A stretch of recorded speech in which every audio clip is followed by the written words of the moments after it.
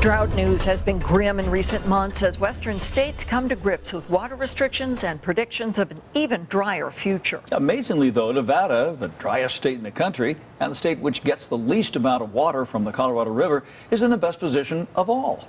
Water officials made the startling announcement recently that southern Nevada is in pretty good shape when it comes to water now and for the next 50 years. So how's that possible? George Knapp of the I-Team sat down with the new water czar.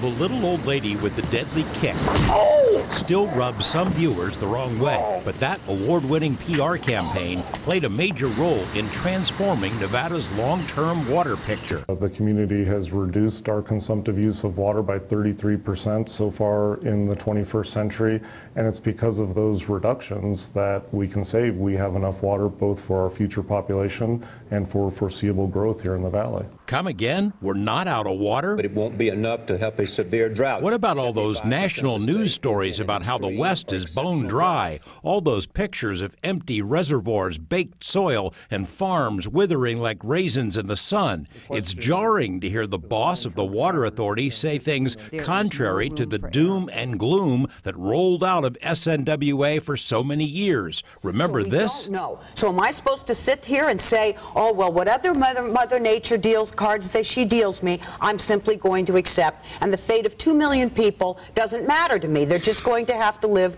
with whatever Mother Nature decides to dole out. The previous water czar employed passion and theatrics in painting the worst possible picture of Nevada's water future, in part, critics say, because the darker the scenario, the more the public might support a 300-mile-long, $15 billion system of pumps and pipelines to suck massive amounts of groundwater from under rural Nevada, a plan which scientists say would create a dead zone over a vast swath of the state.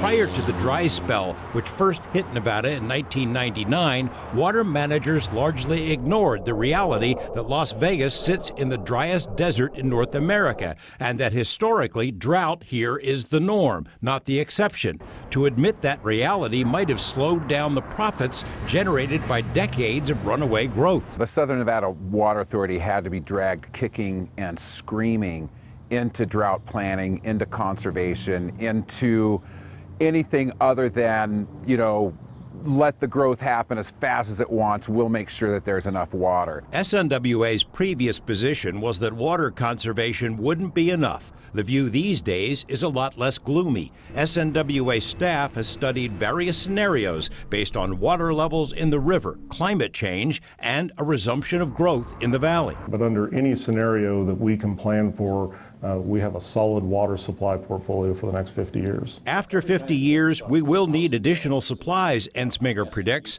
The rural water grab plan has not been taken off the table, and despite multiple defeats in court, SNWA is still pursuing necessary permits in case that project is ever green-lighted, but it is no longer on the front burner.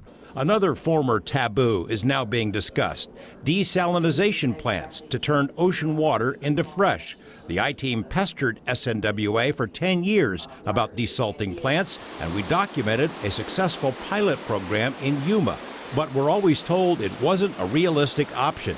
Ensminger not only thinks it will be part of our water future, he personally negotiated an agreement with Mexico to pave the way for it someday. Desalinated water is part of our future portfolio. It's part of the future water supply of the western United States.